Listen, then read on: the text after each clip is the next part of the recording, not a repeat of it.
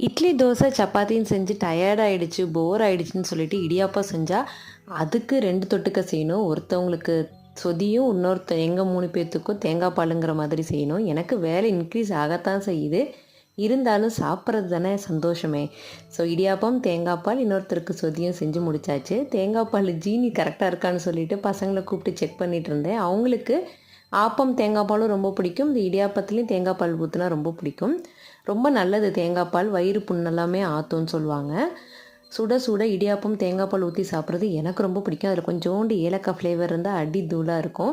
மத்தியானத்துக்கு சிம்பிளாக ஒரு பன்னீர் புலாவ் தான் செஞ்சேன். ஜான்வரி மாதம் சீசன் வரும்பொழுது இந்த பச்சை பட்டாணிலாம் ஸ்டோர் பண்ணி ஃப்ரோஸ் பண்ணி வச்சுருவேன். அது ஆல்மோஸ்ட் லைக் 6-7 மந்த்ஸ் கிட்ட வரும்.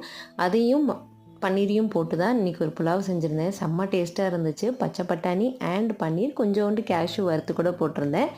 லஞ்சு செம்மையாக சாப்பிட்டு முடிச்சுட்டு நல்லா ரெஸ்ட் எடுத்தாச்சு.